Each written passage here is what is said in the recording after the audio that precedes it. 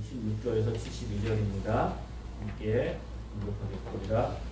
베드로는 아랫뜰에 있더니 대제사장의 여종 하나가 와서 베드로가 불 쬐고 있는 것을 보고 주목하여 이르되 너도 나사렛 예수와 함께 있었도다 하거늘 베드로가 부인하여 이르되 나는 내가 말하는 것이 무엇인지 알지도 못하고 깨닫지도 못하겠노라 하며 앞들로 나갈새 여종이 그를 보고 곁에 서 있는 자들에게 다시 이르되 이 사람은 그 도당이라 하되 또 부인하더라. 복음 후에 곁에 서 있는 사람들이 다시 베드로에게 말하되 너도 갈릴리 사람이니 참으로 그 도당이니라. 그러나 베드로가 저주하며 맹세하되 나는 너희가 말하는 이 사람을 알지 못하노라 하니 닭이 곧 두 번째 울더라. 이에 베드로가 예수께서 자기에게 하신 말씀 곧 닭이 두 번 울기 전에 내가 세 번 나를 부인하리라 하심이 기억되어 그 일을 생각하고 울었더라. 아멘. 내 안에 있는 자기 의를 깨뜨리시는 하나님의 은혜 라는 제목으로 말씀을 나누겠습니다. 성경에 많은 장면들이 있죠. 많은 우리들 속에 기억되는 장면들 중에 극적인 장면들, 은혜가 되는 장면들이 있는데 특별히 오늘 우리가 읽은 이 베드로가 예수님을 3번 부인한 장면은 참 인상적인 장면입니다. 이 장면들을 묵상하며 생각해보면 이 장면이 우리 머릿속에 쉽게 떠나지 않고 깊이 각인되어 있는 장면 중에 하나입니다. 베드로가 예수님을 3번 부인하지요. 예수님을 따르는 제자들 안에는 다툼이 있었습니다. 누가 크냐? 누가 잘났냐? 누가 더 능력이 있냐? 누가 더 예수님하고 친하냐? 예수님이 누굴 더 사랑하냐? 누가 더 예수님에게 신임을 받고 있냐? 누가 더 많이 헌신했냐? 이런 식으로 하면서 그들은 예수님 앞에서 자리 다툼을 합니다. 예수님이 떡과 잔을 나누시고 내가 이제 예루살렘에 올라가서 고난받고 십자가에 죽을 것을 십자가의 길을 말씀하시는데 제자들은 그 말씀을 듣고도 드러내놓고 누가 크고 누가 잘났고 서로 자리 다툼을 하고 있습니다. 그들이 육체를 신뢰하고 육체를 자랑하고 있기 때문입니다. 이렇게 육체를 의지하고 육체를 신뢰하는 것은 사람을 의지하는 것으로 나타납니다.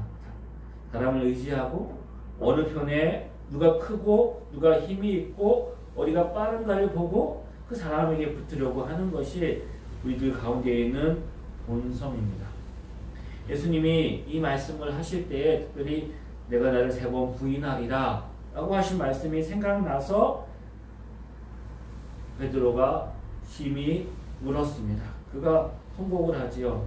누가복음 22장에 보면 이 말씀을 하기 전에 예수님이 이런 말씀을 하십니다. 시몬아 시몬아 베드로의 이름이죠. 보라 사단이 너를 밀가루를 타려고 요구하였으나 그러나 내가 너를 위하여 내 믿음이 떨어지지 않기를 기도하였노라. 너는 돌이킨 후에 내 형제들을 굳게 하라. 그때 베드로가 말합니다. 주여 내가 주와 함께 오게도 죽는 데까지 가겠습니다. 그러나 주님이 말씀하십니다. 내가 오늘 닭 울기 전에 3번 나를 부인하리라. 내가 주와 함께 죽을지언정 내가 주님과 함께 죽기도 감옥에 가기도 하고 결코 사람들이 다 주님을 버릴지라도 나는 주님을 버리지 않겠습니다. 그때 예수님이 그 말씀을 듣고 내가 닭 울기 전에 3번 나를 부인하리라 이 말씀을 하시지요. 베드로가 이렇게 한 말은 전에도 말했지만 베드로의 진심이었습니다. 베드로의 열정이고 열심입니다. 그런데 베드로가 몰랐던 게 뭐예요? 내가 진심이고 내가 열정이고 내 마음에 열심이 있어도 그것을 지킬 만한 능력과 힘이 내 안에 없다는 것입니다. 진심이 있고 열정은 누구나 다 공부하고 싶죠. 공부 잘하고 싶습니다. 누구나 부자 되고 성공하고 싶은 것입니다. 그런 진심과 열정들은 다 있죠. 하지만 그만한 능력과 실력과 준비가 되어 있느냐는 다른 거죠. 우리 안에는 내가 안 해서 그렇지 내가 마음만 먹기만 하면 뭐든지 할 수 있어. 그래 너는 마음만 먹으면 뭐든지 할 수 있어. 너라면 할 수 있고 긍정의 힘 이런 것들 얘기를 하죠. 이 일들이 어느 정도 진리입니다. 마음만 먹기만 하면 사람이 못할 게 없습니다. 사람들이 얼마나 대단한지 우리 인류 문명이 발전한 것을 보면 우리가 알 수 있죠. 대단합니다. 하지만 일반적인 은총에서는 그런 일들도 가능하고 결과물들을 만들어내지만 영적인 일은 하나님 나라의 일은 우리의 노력과 진심과 열정으로만 되어지지 않습니다. 그것은 다른 일입니다. 그래서 주님이 이렇게 말씀하시죠. 시몬아, 사단이 너를 밀가부를 하려고 이리저리 흔들어가지고 이리저리 마음을 뒤숭숭하게 만들기도 하고 의심하기도 만들기도 하고 다른 사람에게 시기하기도 만들기도 하고 자기 생각보다 자기 어떤 몸이 먼저 반응해가지고 어떤 일을 그르치기도 하고 하여튼 여러 가지 많은 연약함들이 있는데 내가 너를 위하여 내 믿음이 떨어지지 않기를 기도하였노라.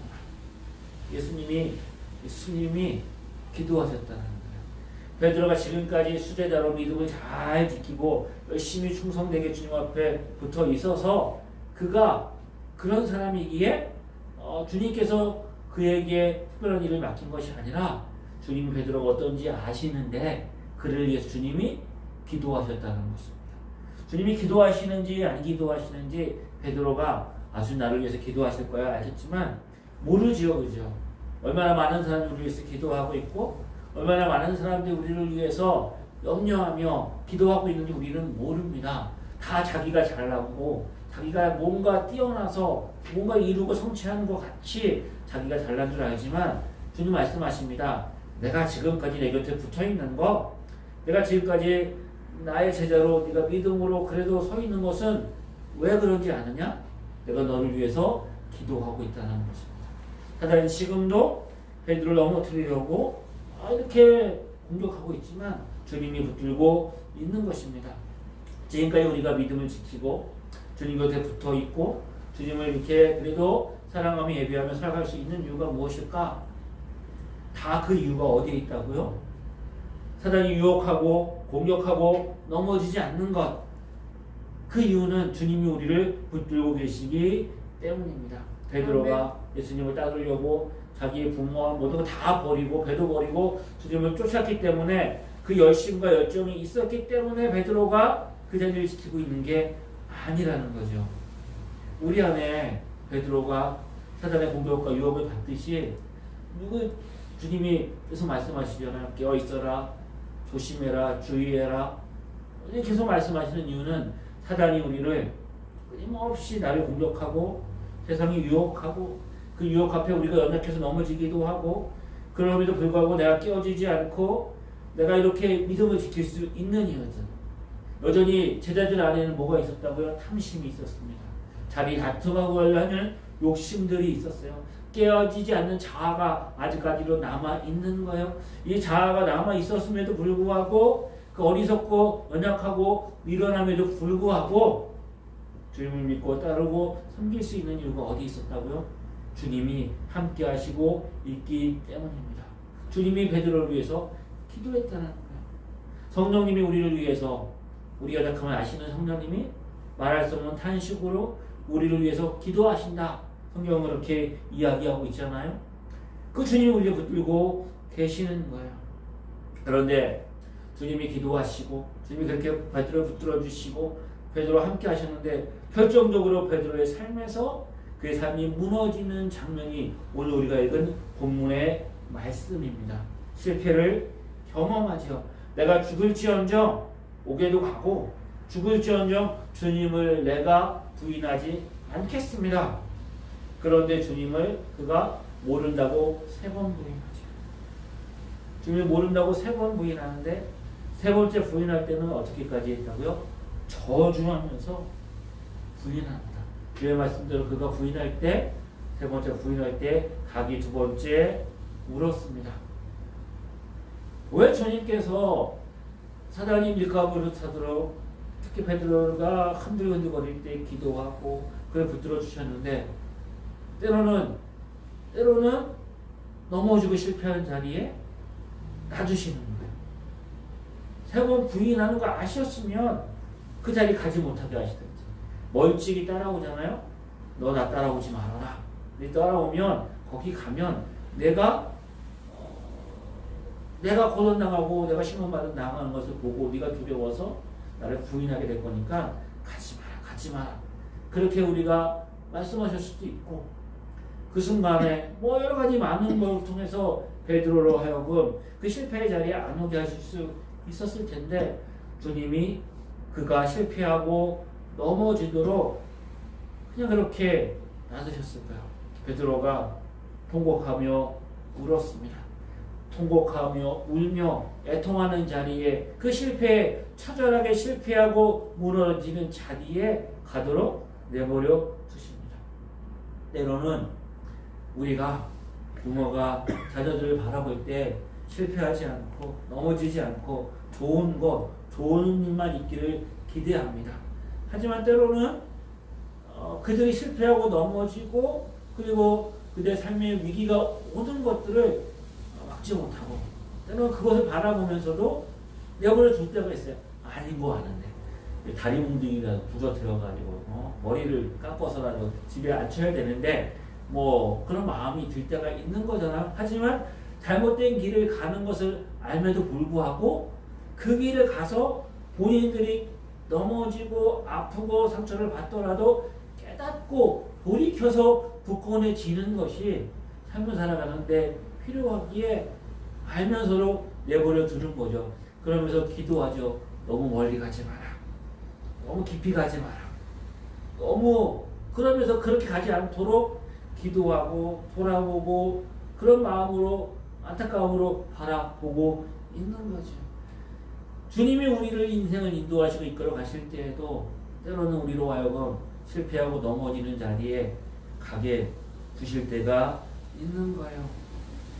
철저하게 자신에 대해서 베드로가 그 모든 것들을 격려하면서 그가 그 눈물 흘리고 애통하는 가운데 깨닫고 얻은 게 뭘까요? 나는 내 자신을 내가 신뢰할 수 없다. 내 자신을 내가 신뢰할 수 없고, 내가 진심과 열정과 열망이 있지만 그걸 지켜낼 능력이 내 안에 있지 않다. 절망하는 것. 그것이 베드로로 하여금 이 경험을 통해서 자기가 무너지고 자기가 서서히 나눠지고, 근데 이게 너무 심해지면 어떻게까지 가느냐? 너무 심해지면 부활하신 예수님이 제자들에게 나타나시죠. 여인들에게 나타나고 막달레아 마리아에게 먼저 나타나고 엠마오로 내려간 두 제자에게 나타나고, 그들이 와서 예수님이 부활했다고 말하지만 제자들이 어땠다고요? 듣고도 믿지 않습니다. 듣고도 믿지 않아요? 부활하신 주님을 만났음에도 불구하고 그들은 주님을 따르고 주님과 함께 있지 않고 갈릴리 바다로 고기 잡으러 가자. 왜요? 너무 또 실패하다 보니까 자아가 무너져가지고 부활하신 주님이 있지만 그 부활하신 주님 앞에 자신들이 무너지고 그게 회복이 되지 않는 거예요. 그런 마음을 가질 정도로 베드로는 자기 자신에게 철저히 실망하고 깨어진 모습을 보게 되는 거예요. 이렇듯이 우리 인생과 우리 삶에서도 내 안에 있는 자기의, 자기 사랑, 자기 고집, 이것들을 주님께서 무너지게 하십니다. 왜 그렇게 하실까요? 왜 그렇게 하실까요? 주님께서 우리 안에, 우리를 통해서 우리의 소원이 아니라 하나님의 소원을 주시고 우리를 통해서 이루어 가시려고 하는 하나님의 일이 있기 때문입니다.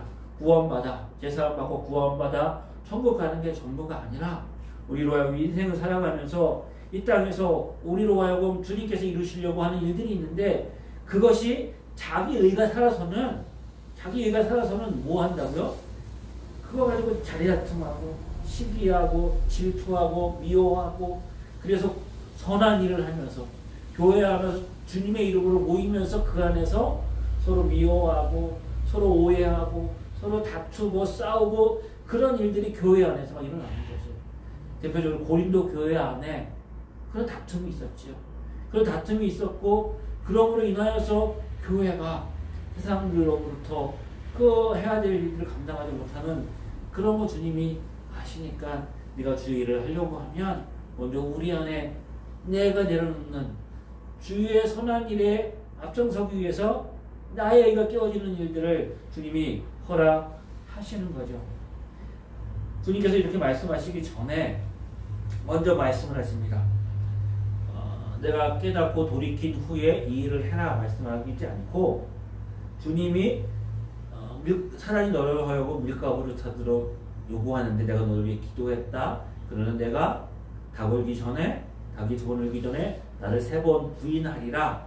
이 말씀 하기 전에 누가복음 22장 29절 30절에 이런 말씀을 하십니다. 내 아버지께서 나라를 내게 맡기신 것 같이 나도 너희에게 맡겨 너희로 내 나라에 있어 내 상에서 먹고 마시며 또는 보좌에 앉아 이스라엘 12지파를 다스리게 하려 하노라. 내가 이 일을 할 거야.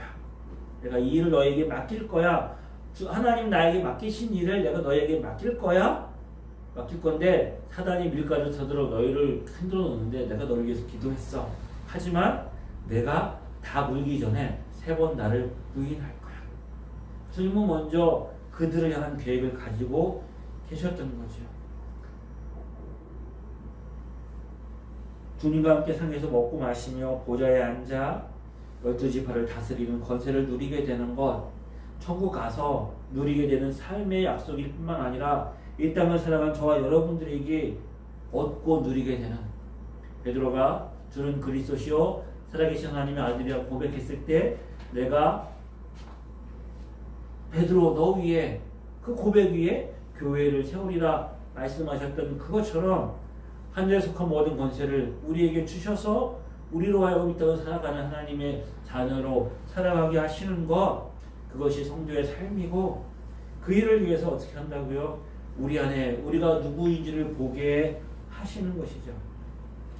아까 말씀하신 것처럼 말씀드린 것처럼 베드로가 실패하고 주님 돌이킨 후에 내 형제를 붙게 하라고 말씀하시는데 돌이켜야 되는데 너무 그 예수님을 3번 부인한 그 아픔과 상처와 실패가 너무나 크니까 부활하신 주님 앞에 서지 못하는 거예요. 그래서 그들이 갈릴리 바다로 와서 고기 잡고 있는 거야. 주님은 부활하셨는데 고기 잡고 있을 때 주님이 찾아가시죠. 그들을 부르십니다. 그 베드로에게 3번 물으시죠. 내가 나를 사랑하느냐?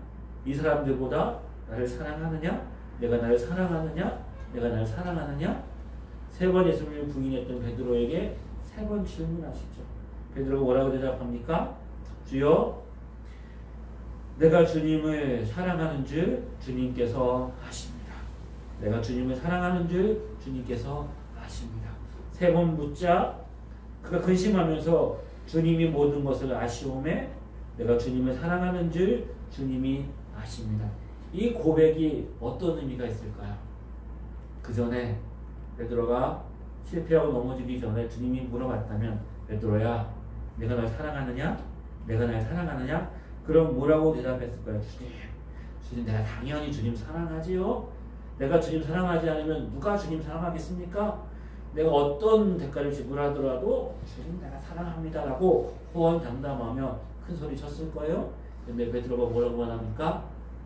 내가 주님 사랑하는 줄 주님이 아십니다. 주님 사랑하는 건 내 진심이고 본심이고 주님 아시지요. 하지만 내가 주님을 사랑한다고 말하지만 이 사랑을 지킬 수 있는 능력과 힘과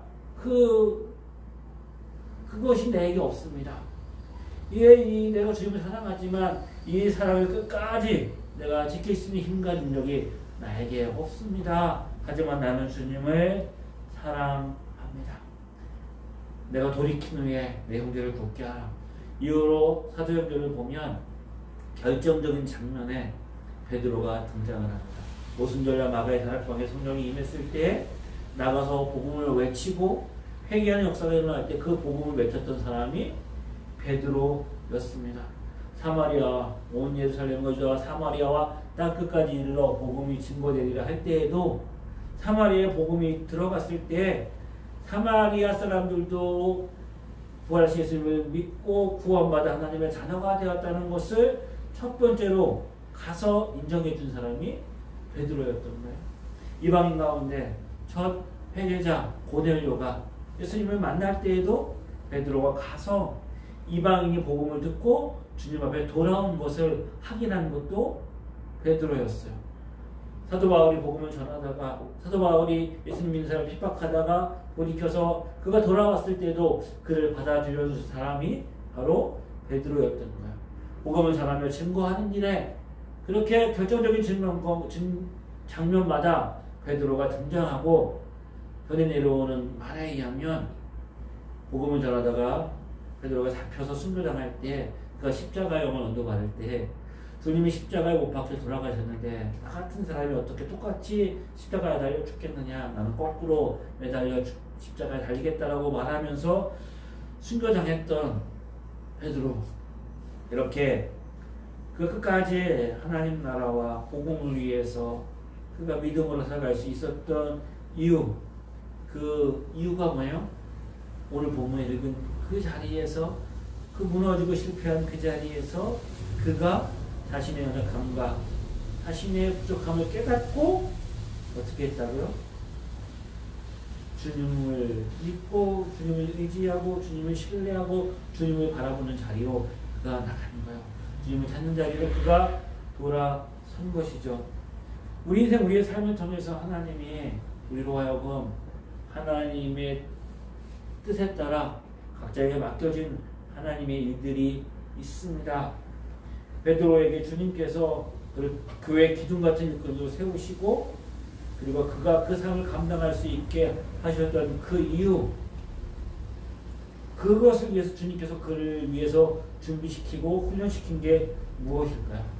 더 많이 공부해야 되고 더 많이 능력을 가져야 되고 더 많은 권세를 가져야 되고, 이게 아니라 칼로 일어나는 자는 칼로 망할 것이다 말씀하시고 철저하게 그가 자기를 부인하고 주님을 따르고 주님을 의지하는 자기 의가 내 안에 있는 자기가 꺾어지게 하시는 하나님의 은혜로 말미암아 내 의지보다 주님의 뜻과 주님의 말씀에 순종하고 믿음으로 살아가는 그 훈련을 베드로에게 시키신 거죠.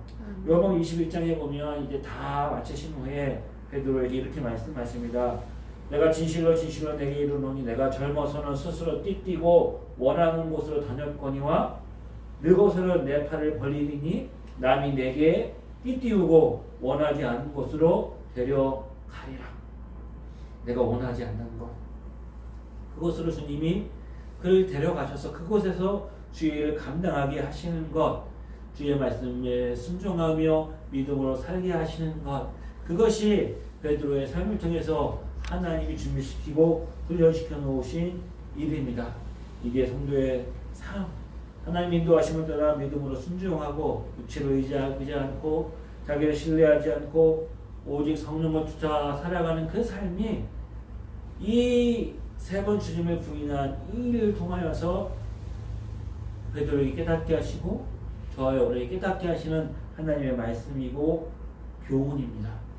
닭이 울기 전에 세 번 예수님을 부인하고 통곡하고 깨어진 그 자아 안에, 실패하고 넘어진 우리의 자아 안에 그 자기를 버리시고 십자가에서 우리를 사랑하신 주님의 사랑이 그 깨어진 자아를 만져 주시는 것이죠. 나 자신을 보면 얼마나 내가 철저하게 무능하고 무지하고 내가 자랑했던 나의 의가 예수님 앞에 호언장담하고 내가 옥에 갇히고 죽을지언정 내가 주님을 부인하지 않겠다고 말했던 자신의 말이 얼마나 그 자기에게 수치와 부끄러움으로 돌아왔을까요? 그렇게 더럽고 벌레와 같은 자신의 의를 바라볼 때 주님께서 오셔서 우리를 정결하게 그의 피로 씻으시고 생화 보옷으로 갈아입히셔서 우리를 의롭다 칭해주시는 하나님의 은혜가 있는 것이죠.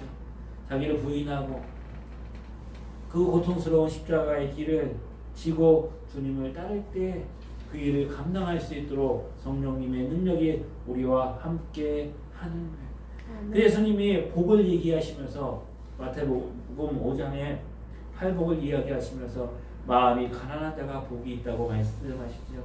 애통하는 자가 복이 있다고 말씀하세요. 마음이 가난한 거예요. 베드로 인생 가운데 가장 마음이 가난했던 때가 바로 이 순간이 아니었을까요? 그 종 앞에서 예수님을 모른다고 세 번이나 저주하면서 부인했던 그 가난한 마음, 그 가난한 마음에, 그 통곡하는 마음에 주님이 복이 있다고 말씀하시는 거예요. 왜요? 그 안에 하나님께서 은혜를 부어주시고 회복시켜 주시는 그 마음의 밭이, 이 밭이 바로 100배, 60배, 30배 열매 맞는 옥토와 같은 밭이 되는 거예요. 이 밭이 바로 주님께서 우리에게 원하시는 밭인 거죠. 내 마음대로 내가 원하고 내가 하고 싶은데 되지 않아가지고 분하고 그것이 애통하고 그런 것이 아니라 내 마음속에 주의 은혜를 구하며 주님이 아니면 아무것도 아니라는 그 마음, 주님을 떠나서 내가 아무것도 할 수 없다 그 마음. 의에 줄이고 목마른 자는 복이 있나니. 의에 줄이고 목마른, 우리는 살아가면서 배부르고 부족함이 없고 뭔가 풍성하고 뭐 이런 것들을 기대하는데 주님이 우리 인생 가운데 뭐라고요? 너에게 목마름이 있다는 거예요. 너에게 굶주림이 있다. 이 목마름과 굶주림이 있는 자가 복이 있다고 말씀하시는 거예요. 지금도 주님 만나는 그날까지 이 싸움은 멈추지 않습니다. 그래서 뭐라고 말씀하셨어요? 너희가 선줄로 생각하면 넘어질까 조심하라.